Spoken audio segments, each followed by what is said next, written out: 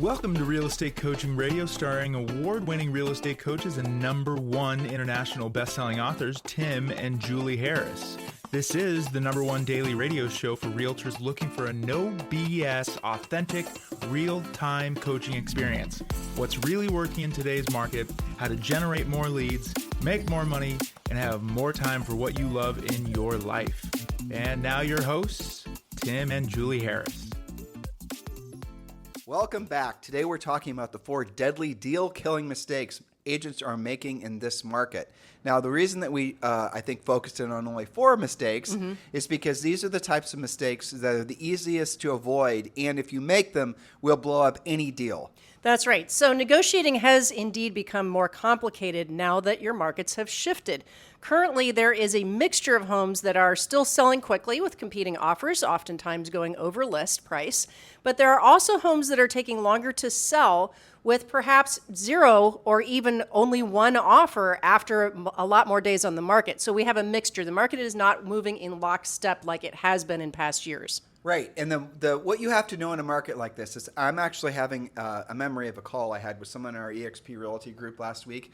This was a very competent, skilled agent. She had, if I remember correctly, 7 or 8 listings in this particular market in Florida. And they were all great listings, and they were all motivated sellers. It was just, I went down with a few of them, and she proved to me after 2 or 3 that she was completely pre-qualified. She knew what she was doing, very competent, but her listings weren't selling. And what had happened was, long story short, was she was in an area that was affected adversely by the hurricanes. So her, real estate, her product was all standing tall. The geographic area that she was living had been, largely devastated to the extent that people weren't traveling there. Sure. And a lot of people that lived there moved. It was that kind of situation, really sad situation. But she had these great listings. She wasn't getting any showings. Based on the comps, and this is where it gets complicated. Okay. Based on the comps, everything was priced not just a little bit, really well. The days in the market obviously was extending. All these other sort of forward-looking indicators as far as what the health of a market is, or a particular listing, they're all pointing down, but based on her historical reference points, her CMAs, she was absolutely positioned perfectly in the market. Everything looked normal. Right. And so what I had her do on this call is we went and I had her do some quick absorption studies of similar properties. So what does that mean? I wanted to know, for example, she gave me, I'll make it up because I don't remember the exact example, but there's a $400,000 condo. And it was, say, the building was 10 years old, and it had, maybe 2 or 3 blocks from the beach. I do remember that. It was a mile from the beach. So pretty much all the things that someone's going to look for in a condo that's in this particular community, in this particular part of Florida, that was the prototypical example. Sounds desirable. That's right. So where it got interesting is I wanted her, the natural inclination is, well, you got to cut the price. You got to go after the price. But that is the easy button, and ultimately that's the cure-all for anything that's not selling. It's not always the right thing to tell a seller, especially if, for example, what really was going on was yes, price obviously induces more interest, but it also could be the bad advice for that seller because of the fact that what she needed to do and what she learned from doing the absorption thing with me on the call was that the days in the market in her market had gone from roughly 32 days now based on what it was selling to over 5 months. So realistically, a lowering of the price would have obviously caused it to sell slightly quicker, but she was still going to be looking at months and months and months of this property being for sale, same with all of her listings. She had not communicated that to her sellers. And so her sellers had unrealistic expectations as how basically is what was going on in the market. So those are the types of thoughts that you're going to need to start adjusting to, and it all comes back to having a skills-based approach. Same goes if you're on the buyer side of things as well, too. It's not a buyer's market in most of the country because using that same gal as an example, most of those listings she had were paid off. There's no fire sales going on there. Those sellers can decide to VRBO them or rent them or just keep them vacant. It doesn't really matter. So you're going to have to know how to actually traverse a marketplace that's in transition like this, because that is what's going on. And we're in a really stark transition. And I have to say, Julie, in all the years that you and I have been in real estate, the only times I've seen, well, first of all, this will be historically one of the toughest years in real estate since 2009, probably. In terms of number of sales, for sure. Right, in terms of number of sales. And there's going to be less than 4 million sales. and something less than 700,000 new construction homes. This is what will be most likely the bottom of the market. But here's the good news. This also represents the core of the market. So we now have a really good understanding based on this year's activity that every single year, no matter how bad of a year it is, this is as bad as it gets, and there's still going to be 4 million transactions. Right. And how many do you need, listeners, right? Exactly. You don't need 4 million. So there are still plenty of transactions happening. But we do see these mistakes coming up. And I think that you hit the nail on the head with kind of our number one, Right. number 1/2, which is the setting of expectations, because many of you are not used to doing these types of analysis where you find that, it's not 1 month or 1 week on the market. Now it's 3, 4, 5 months on the market.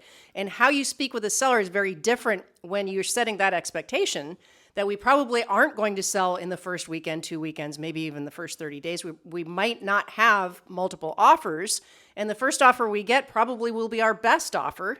And that could be 90 days from now. That's very different than the typical choose an offer, right? And agents, you don't have experience in, most of you, 99% of you don't have experience in a market like this, but neither do your sellers. Certainly your buyers don't either. Sure. So most everyone, including yourself, that's in real estate right now, either as a consumer or a practitioner like yourselves, you don't have any experience with a market that's in transition, let alone in some cases, as her example, I think probably becoming somewhat of a buyer's market. So don't be surprised if you're going to have to educate every single person you come across as far as what their expectations should be about this new market that we're in. And that's, for example, in our Premier Coaching Program, I know you're probably about to say this, but we have a 12-week seller communication plan.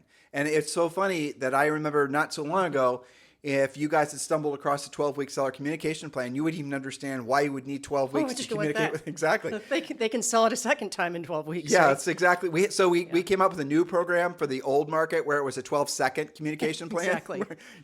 But that's the new reality is you're going to have to start adjusting your mindset and then educating your buyers and your sellers about what they should expect as well. And it's so if before things took 2 weeks to sell, now in your market, it might take 2 months or 3 months to sell. That doesn't mean that there's something wrong with you or something wrong with your market or something wrong with the product. It means that that's just how long things take to sell. That's right. And keeping in mind that that's not going to be the case in every single neighborhood and every single price range in your town. You may go on one appointment that sounds just like that tonight, and then tomorrow's appointment, maybe because it's in more of a first-time buyer neighborhood, maybe that does still have 10 days on the market, and maybe you will get multiple offers, but you've really got to study your subject property a lot more intensely so that you don't cookie cutter everything like you were able to get away with in the previous market. Yep. So moving on to official mistake number 1, and this is an easy one to fix. I'm talking to both listing agents and buyer's agents here. Lack of communication from both the buyer's agent and the listing agent. If you want to win, you need a meeting of the minds. The definition of negotiation is the reaching of a mutual agreement that all parties are satisfied with. But you've got to actually talk to each other to make this happen. So I've got 2 examples of that. Now her examples, I want you to focus. They're primarily focusing on listing agents because listing agents, you for the most part have been able to be somewhat abusive to the buyer's agents. Those Yes. days are over. That is exactly right. Okay, example number 1. Listing agents, if you want to receive offers that are easy to say yes to, put the desired terms into the agent-to-agent comments in the MLS, or, here's a thought, actually call the buyer's agents back who haunt you looking for the details that will help them actually win. Remember, they are trying to sell your listing. So yes, I would agree with that. Days of abusing buyer's agents should be over. And example number 2, buyer's agents actually read the comments in the MLS and counsel your buyers to comply with as many of those terms as possible if they want to actually win, not just write an offer.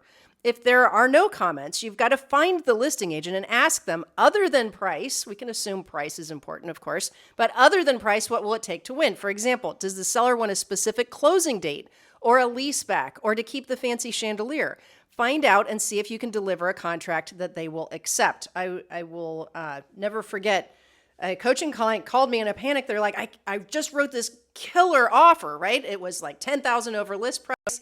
It had all the terms and conditions, and I wrote it for a 2-week close, but we lost out. Well, why did you lose out? Call the listing agent, find out. Guess what? The seller didn't want a 2-week close. You thought that was a rockin' option, and your buyers would have enjoyed that, But you have to know it's important to both sides, not just to one side, and not be assumptive. What surprises everybody, nearly everybody at this point, is that very rarely is price the most important thing when you're really selling anything. I mean, especially real estate. What people will pay for is convenience more than anything. So you've got, Julie's giving you some advanced coaching tips there. If you're on the buyer side of things, call the listing agent. Now, you might have an inexperienced listing agent that's not going to feel comfortable sort of coaching you a little bit how to write a winning offer. That happens. So you're going to have to be very inquisitive and ask questions and drill down and find out what it's going to take. Use Julie's little script there. Find out what it's going to take to win the listing. What is really important to the sellers so that I can essentially help you work with them and deliver to them an offer that will be acceptable in first go around. So we can both hear yes. Yes. Right? Okay, so mistake number 2, and this happens in all markets, but especially in a changing market, and that is some version of this. No lender's letter or proof of cash, or a weak lender's letter, or a boilerplate lender's letter. If your buyer has financing, their lender's letter needs to show ideally that they are not just pre-approved, which is better than pre-qualified, but not just pre-approved, but loan committed. It needs to state that their ratios, credit, employment, and down payment are all adequate and verified. And additionally, this goes a long way. I've had many listing agents tell me this. The lender should call the listing agent and basically vouch for the buyer's ability to close. Good lenders are doing this on behalf of their buyers. They're saying, yes, we're endorsing them. They are contingent only on identifying a property, maybe on appraisal, but they are loan committed. So remember, there's 3 stages to getting your loan. You're pre-qualified, that's just a conversation. Pre-approved is you're basically through underwriting. But then actually loan committed is you're ready to rumble. And again, if you're a Premier Coaching member, you can use what we call the ultimate addendum to avoid this mistake. That's the ultimate cheat code. So Premier Coaching members, in Premier Coaching, there's something that you can search in the little search widget inside Harris Learning. You can search for something called the ultimate addendum. What the ultimate addendum is, originally it was designed for listing agents to basically make sure that the buyer's agent's buyers had actually been approved and it wasn't just some boilerplate Mickey Mouse letter from, Rocket Mortgage or something. It was actually a real lender's letter that didn't have any subjects tos or added conditions, where the lender had actually done a 3-merge credit report, verified employment, verified assets, done all the things necessary to get the loan approved. And the only thing the lender's letter can be actually contingent on, if you even want to call it that, would be the house that they're purchasing being, the appraisal happening. And I'm going to listen to what I'm saying, guys. Lenders are trained and coached, not by us, by the way, to not spend any time or virtually no time on the file until the buyer's in contract on a house. Well, even in many cases, until they've made it through inspections. Yes. So most lenders that you're dealing with, even your favorite lender, they're not doing anything other than a cursory, maybe they're checking with one credit bureau. They're probably not doing much beyond that. Maybe the application, and that's about it. Right, and they're giving you a boilerplate lender's letter, and then you're finding out after you've given up all your nights and weekends, 90 days later, and you finally found a house, everyone's in contract. Then you discover that the buyer can't actually qualify for this reason or that reason. You guys get it? You're going to have to become very, very particular about who you're working with on the lender side. And really, the ultimate addendum is designed for you to have a stopgap there so you can be assured that the lender actually did their job. And again, it's essentially the ultimate addendum is a addendum that lists when you receive a contract listing agents. It's something that you counter back to the buyer side. All terms are acceptable, price, condition, location, everything. You're ready to go. But you want to counter back if their lender's letter that they sent you in the first place wasn't actually substantive, and make them essentially go through the ultimate addendum and have the lender do their work. The smart move as a listing agent is to actually stick the ultimate addendum and the agent-to-agent comments in the MLS and say all lender letters must be essentially meet these criteria as provided in the ultimate addendum. That's right. One of the biggest issues that we have right now with the changing market and higher interest rates and low inventory, which means it takes longer to find a house, is that the lender letter that somebody presents today may not actually be valid when they find a house 90 days from now when the rates are higher, their payment is higher. So the ultimate addendum even says things like, all these things have been checked and are adequate for the purchase of this home at this price. Right? Because that by itself, maybe the buyer didn't do anything wrong. It's just that their payment now is so high and their ratios are out of whack, and now they no longer are able to buy at that price, But right? mistake number 2 is one of the biggest mistakes. That It is. When you hear people, agents that are sort of like bemoaning the deal that they just spent all this time on blowing up, it's almost always because they essentially worked with a buyer that actually wasn't approved or frankly couldn't get financing. Because they trusted Larry, the lazy loan officer. You guys get it? And it blows up on the 11th hour because it finally makes it through underwriting. And then we finally check the credit and all the other things. And it's like 3 days before closing or 3 hours before closing. And lo and behold, they're not qualified. By the way, we did a podcast called My Buyer Got Denied. How do I fix that? Oh, yeah, we did. So maybe we'll dust that Where off we the spent old- an hour making fun of Larry, the lazy lender. Poor Larry. All right, Okay. Mistake number 3. Mistake number 3, not being specific about sellers' concessions. This is not your fault. You guys are not used to asking for, much less getting, sellers' concessions. Now, this ranges from asking for a specific type of home warranty for a specific price to asking for thousands of dollars towards buyers' closing costs. Again, sellers' concessions are what we're talking about. Now, the first issue is easy. You check the box on the offer stating the buyer wants a home warranty. Remember the thing that you used to cross out when you weren't able to get that when you were competing. And then you state which warranty, that it's for 1 year and it'll cost X amount of dollars. All the warranty companies have this on their websites. And by the way, the commission on those is in some cases up to $100. So if you are the one that initiated the sale for the American Home Shield warranty or whatever, you actually, in addition to your normal commissions, are going to receive a commission at closing from the home warranty company. There you go. Something they didn't know about before. It doesn't happen at closing usually. It happens after closing. After closing, yeah, but nonetheless. Flows through closing, Yeah. though, yes. Okay, now the second issue is more tricky. If you're asking the seller to contribute, for example, $5,000 towards buyer's closing costs, you have to state, after speaking with your buyer and their lender, what those funds will actually go to. Buying down the interest rate and paying prepaid costs like taxes, homeowners insurance, prepaid HOA deposits, those are all appropriate things to apply that money to. Ask for a good faith estimate so you can be specific. Note, some lenders, Larry, will inflate costs when they know the seller is contributing thousands to the deal if you are not specific where the money is supposed to go to. In other words, the lender, if you, for example, get the seller to contribute $5,000 towards your buyer's closing costs, and they wanted to buy down the interest rates by 1/8 of a point, well, Larry the lazy lender might actually make it so that maybe in reality to buy down the interest rate it was $3,500, but now it's actually $5,000, that kind of thing. Because they can. Because they can, because they know the money's there. So you're going to, guys, look, hopefully you're realizing that in a market like this, where you're really going to have the power and the leverage, where you frankly are going to have the ultimate, you all want to be the most dominant agents in your marketplace. The way you earn that is by essentially, helping a lot of people in a market like this. On the other side of this, when you've been transactional and you've sold a lot of houses, when you've actually done things other agents weren't willing to do because they didn't take the time to learn what you are learning, you're going to be the one that's the most dominant agent in your marketplace. That's the beauty of a market like this, because it reshuffles the deck and you can come out on top based on what you learned, but mostly what actions you take with what you've learned. Don't be surprised in a market like this, and this is absolutely true. Mm-hmm. If you end up having to do everyone else's job, or at least be mindful of everyone else's job, that it's actually kind of smart. You shouldn't be assuming if you're on the listing side that the buyer agent did anything correctly with regards to the letter. Be pleasantly surprised if they have. Don't assume that the lender actually has done any of their verifications.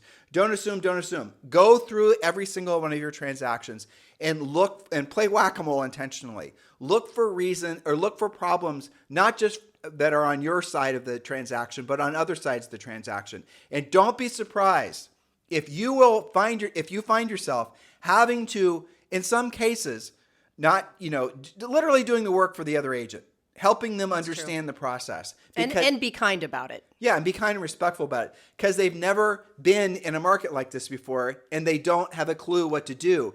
And the person that they go to, office manager, broker, they might not know what to do either. They might not know how to actually sell real estate in a market like this. Yes, and by the way, it is not your transaction coordinator's job to know all of this either. They won't know. They won't know. Do not assume that they're going to do all these things that we're talking about. This is your responsibility, buyers agents and listing agents. Our notes from today's podcast, like every podcast, are below. So if you're on iTunes, Stitcher, Spotify, YouTube, there they are. Scroll down. They're all right there. And also, there's links for you to join Premier Coaching. This is just training. The best we can do in 30 minutes every single day is just going to be training. If you want real drill down coaching, you're going to want to join Premier Coaching. You can join Premier Coaching for free. Just click the link below or just go to premiercoaching.com. All right, mistake number 4. I put 3 into this bucket. These are escalation clauses, escape clauses, appraisal waivers. Oh my. These are grouped together because the mistake is basically the same. There are 2 levels to this. The first one starts with the agent understanding these clauses or waivers in the first place and what they actually mean. And the second part has to do with the buyer's and seller's understanding. So if you can't explain it yourself as an agent, it should never be in the contract. And there are a lot of your continuing ed and stuff like this. So they're starting to add some explanations and some classes about how escalation clauses and escape clauses work. They're a little bit different state to state, so make sure you're taking that education. But example number 1, let's talk about escalation clauses. If your contract states that your buyer will go, for example, $1,000 above the highest and best offer, now that assumes that you found out that you're competing, but let's say that you are, and it says $1,000 above the highest and best offer. It also needs to state not to exceed X amount of dollars. Otherwise, when your buyer finds out the price they have to beat, they might not be able to qualify or be willing to deliver. They might not have the money to deliver that, and thus you've wasted everyone's time. Note, make sure the buyer is actually qualified to go that high. You might be taking some money out of their down payment, thus unqualifying them to meet the escalation to go over list price. I've seen this manifests itself as deals that were in contract based on an escalation clause. The buyer's all happy, the agent's happy they won. And then when they go back to the lender's like, oh, hang on a second. You're going $20,000 over list? What are you doing for your down payment now? Okay. Right. And then the deal dies and everybody gets mad. But Julie, think about the insanity of all the things that we've had to talk about in just the last 21 minutes, I right? know. So we've gone from essentially talking about agents knowing how to explain days in the market being protracted by months now, right? Right. And now we're also having to explain to them how to write escalation clauses. Yeah. Because in your markets, guys, in a market like what we're experiencing, you're going to have, guess what? Neighborhoods, might only be streets and neighborhoods, where it's going to be a boiling hot seller's market. And then 5 minutes away, you're going to have it where it's going to be absolutely Crickets. the exact opposite, crickets. That is the nature of a market like this. And it is, frankly, fun and exciting. And where the opportunity is when you know how to actually get the deals done and the other agents don't, you're going to be able to walk in oftentimes and pick up an expired listing. You're going to walk into an opportunity where the FSBO actually wasn't that interested in FSBOing in the first place. Their previous agent just didn't know how to get the house sold. Those types of things. And I'll say this as well. Those of you who fed and lived off high on the hog with centers of influence and past client deals, what you're going to discover is your center of influence and past client your list. They're going to want to meet with and interview more than one agent in a market like this. So you cannot be assumptive just because you've known them forever, you're friends with them or whatever. You can't just be assumptive you're going to get the business. The assumption is what's going to kill you in a market like this. That's right, and you will end up paying the price. So, example number 2, escape clauses. These come in many flavors, but the most common is a home sale contingency. I know you guys haven't even thought about home sale contingencies. An interesting thing in today's market, Tim, is that there are buyers coming to open houses without their agents who are very interested in the house. The listing agent in the open house says, well, where's your agent? They say, my agent won't show me anything until my house is closed. So they're not even really contingent on their home selling. They're contingent on it closing. But because the whole world believes that it's impossible to get any of that in a contract, the buyers have had to be proactive to find their house, and they're almost homeless. So you have to be careful with that. Again, you just said a bunch of stuff that Yeah. I bet you most of the agents don't understand. So you can work with a buyer that has a house to sell and frankly leans back into the experience of the listing agent. Yep. You can get them to allow your buyer to go into contract on their listing without your buyer's home actually being sold. It provided they put in an escape clause in which Julie's about to read to you right now. Shocking, but true. Okay, so the most common is a home sale contingency, and it sounds something like this. Seller accepts the contract with the following contingency.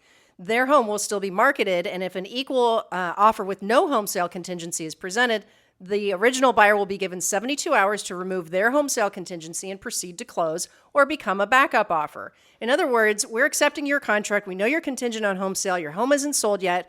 We're going to take your offer, but we, the sellers, would prefer not to have a home sale contingency. So we're going to continue to try and get somebody who's not contingent. And if we do, and the rest of the deal is the same, we're going to give you 72 hours to remove your home sale contingency or become a backup offer or go away. But also put a limit on it, Julie. If you accept as a listing agent a home sale contingency offer, technically the house is obviously in contract, contingent on that buyer's house selling. you're going to want to ask questions about the nature of, frankly, the sellability of that particular Or if property. it's even listed. Or if it's exactly. But also, you're going to want to talk to that buyer's lender and ask that buyer's lender if they can purchase, your listing without the sale of their present home. Don't assume the buyer agent did it because they did ask that question, because they probably didn't. And don't assume that the lender even thought of that because they probably didn't. And what you'll discover a lot of times is the buyer actually could purchase the next house without the sale of their present home. So you're going to have to get into it. You're going to have to do some homework on it. And let's say it is presently listed. And let's say they do have to sell the house prior to closing on the next one. They need the proceeds. You're going to have to do the work and find out whether or not they're pricing the house correctly. You're going to have to maybe even go preview the listing that, you're the buyer for your listing's house, and find out whether, frankly, it's got good condition location. Otherwise, you're going to just essentially obligate your seller to a buyer that will never be able to perform. Now, I'm going to give you some advanced coaching on this. There's a double-edged sword to accepting a home sale contingency depending on your MLS. Now, first I'm going to start from the buyer agent perspective.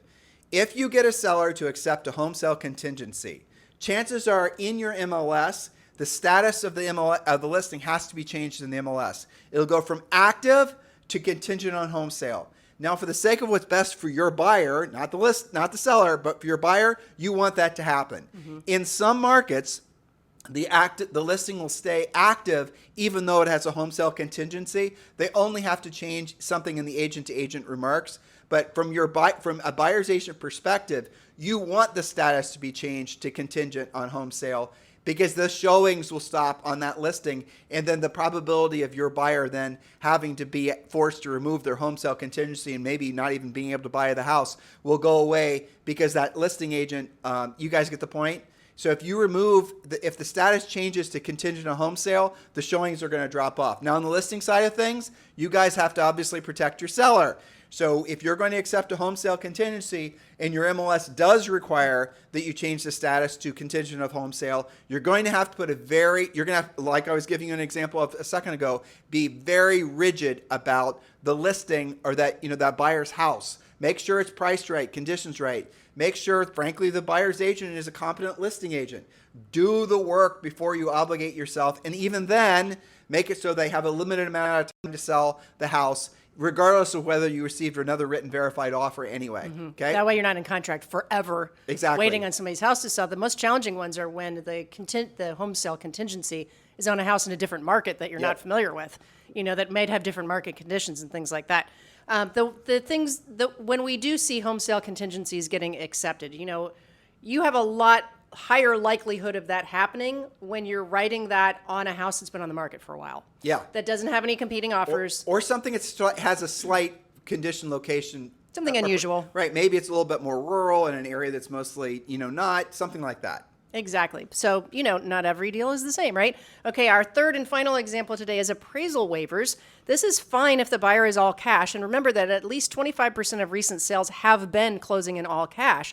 But if there's financing involved, the lender better be okay with waiving the appraisal. Otherwise, you've got your buyer into contract on a home that the lender might not approve them for if it doesn't appraise. If it's an appraisal gap your buyer is guaranteeing, make sure they've got the cash to support that, and up to how much before they're dipping into their down payment money and wrecking their own deal. Now, why would a lender waive the appraisal? Because remember, the lender's effectively a partner on that property. It's if, frankly, the strength of the buyer in the amount of down payment. So if the buyer's a really strong buyer, great credit and the rest of it, and they're putting down a lot, let's assume it's 50%, then maybe the lender won't care if the house appraises or not. But I have to tell you guys, just be wary of this. That's going to be incredibly rare unless the person's all cash. Because most lenders are going to be extra cautious right now. They have all kinds of overlays that are out there, and they're not going to be taking any risk whatsoever. It's getting much more conservative. So the key here on this one is, because many of you got used to writing in appraisal waivers and the market has changed and the lending conditions have changed, they're tightening things up, don't assume that just because you got it accepted that it's closable. Now, if you're on the listing side of things, you obviously want to go back and review these 4 points. The notes for today's show are down below. You definitely want to join Premier Coaching. Buyers and buyers agents, listing agents, you're going to have to really get your game on to understand what's actually happening in your market. You're going to have to learn how to do not just CMAs, but full-on absorption studies of every single listing that you consider. And when you're going on when you're frankly going on a competitive listing, and you are, obviously going to show up with the greatest CMA you've got, but the CMA is a look into the past. And it's only a glance of what the present competition is. You need to basically take it to the next level. Otherwise, you're going to set false expectations for the seller. But even then, if you're competing with 2 or 3 other agents and they're just blowing sunshine up the seller's skirt, and the seller is going to be walking around like if it's still a hot seller's market, and you're the only one that's frankly has the ability to, the knowledge to tell them the truth. The other agents don't really even know what's going on in the market. They're just, riding on hopium like if it was still a hot seller's market. You're going to have to moderate your approach to that seller, because if you're the only one that's hitting them with the truth stick, you're not going to get the listing. That's the tough part of a transitioning market. Right. That's where you have to know how to pre-qualify. That's where you're going to have skills. This is not the market from, 2 years ago. Completely different. And again, don't be intimidated or overwhelmed. Be excited, because you can learn all of these things. But once you do learn all these things, think about the power you're going to feel when you're in conversation with folks and you're able to say things and do things. You want to know how to differentiate yourself in the marketplace. It's not your branding. It's not your marketing. It's you and the services you provide to other people, especially in times like these. Well, excuse me, I am a little bit concerned, though. Can I tell you why? Here's the thing. Today we talked about lack of communication. That's fairly easy to fix. But we also talked about all these complications with lenders' letters, or screwed up lenders' letters, not being specific about sellers' concessions. What even is that? Escalation clauses, escape clauses, appraisal waivers. So my concern is this. I hope that when you get stuck, you're not weird about asking questions and getting help. Right. And I hope that whomever you are asking has the answers, but I am concerned because it's not just sales agents and brokers, but it's also lenders. It's brokers, it's office managers, transaction coordinators don't know about any of this stuff. This is why our premier coaching sessions are so hot right now. It's because you guys have questions about this stuff. I just got this escalation clause. Should I just reject it? I've never seen anything like that before. Well, is it your only offer? Maybe you shouldn't go around rejecting stuff like that. You're costing yourself time and money. You're potentially harming your relationship with your seller if you don't get the right answers. This is why we have experienced coaches to answer these questions. And sometimes it'll be something that's, maybe off the cuff. We'll find you the answer. We'll direct you to the right place to get valid answers. That's my biggest concern, is that mainly because I see them talking online and it's like, people don't know the answers. Let's give them a filter. If you've been in the business only in the last 15 years, and everyone you're going to for advice has only been in the business for the last 15 years, you need to upgrade who you're going to for advice, because they're not going to know anything different than this hot sellers market that we've all been experiencing. And sometimes there's legitimately, I've seen some really bad advice. Yep. I've seen things like, because anybody asks for some of this stuff that you guys have never seen, that it's just automatically rejected. Right. Even if it's over list price, because they asked for a seller to contribute $3,000 towards closing costs. Why? Because the perception is if a buyer's asking for closing costs, they must be a weak buyer. When in fact, they're a really smart buyer who not only came in over list price, but also is asking for a little something to help buy down their interest rate, which makes them a valid buyer for your property. Do you see how you kind of miss the point in some of these? And that's my biggest concern, is I think that part of the reason that we're seeing 4 million or less sales is because of some of these mistakes where houses should be selling that sometimes aren't, or are not selling fast enough or for enough money for the seller. Well, like we started out today talking, Julie, the transitioning markets are the hardest markets. They are, absolutely. And here's really what it comes down to.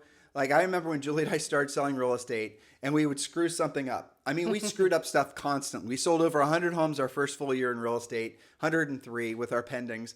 But we'd make mistakes. And we'd make a mistake sometimes that would cost us thousands, 10,000s, it doesn't matter. Yep. And I remember we'd call up our broker and we'd explain what it was. And this is all Roy would say, well, how much did that mistake cost you? Or he'd say, well, you won't do that one again. He goes, that's an expensive education. I mean, he loved that. Was his coaching. That was his coaching and training, right? That's how we learned. But we were learning quickly. We were making the mistakes only once. And then we realized, well, we have to, learn faster. And we started going out of our way to get advice and information from people that were qualified to actually pass it along. And we also learned from top producing agents. But how we really truly learned? By making a hell of a lot of mistakes. So the old saying is, right, a smart man or woman learns from their mistakes. A brilliant man or woman learns from the mistakes of others. The problem with this market is it's too expensive to make mistakes. Yeah. It's too expensive. You'll lose revenue. You'll lose reputation. You'll lose, prospective, downrange deals because those buyers and sellers won't have any faith and confidence in you. And then you'll, fail out of the business. Well, your average commission is $10,000. That $10,000 is an expensive mistake to make. Yeah, for sure. I mean, I remember some of the stupid mistakes we made. We ended up having to I don't even bore you guys. That could be a totally separate show. But the point that you're making is that these mistakes, if the deal even sticks together at all, many times it's the agent who is paying for that mistake. Well, those are the ones. Yeah. I mean, I'm remembering you and I having to buy refrigerators and buy microwaves. And I remember having to, you and I would we would not negotiate out something. And I remember one in particular where frankly, we originally penned our ultimate addendum where we were the fifth deal on a whole bunch of home sale contingencies. And the buyer agent that put her buyer in contract on our listing, it was a sweet listing, perfect, everything. And she did not have a home sale contingency in her contract. And Julie and I trusted her, frankly, and we accepted the lender's letter. What we didn't realize was that the contract was contingent on financing, which we accepted, but the financing was contingent on a home sale. So what she did is she, in her contract, did not write this purchase is contingent on a home sale. She said the purchase is contingent on financing, yet the financing was contingent on home sale. And Julie and I weren't sophisticated at the time to realize that we should have been actually validating that the financing wasn't contingent on the sale of anything. And all these things, we've had so many, we had one where it was similar to that. They had to sell Persian rugs in Iran.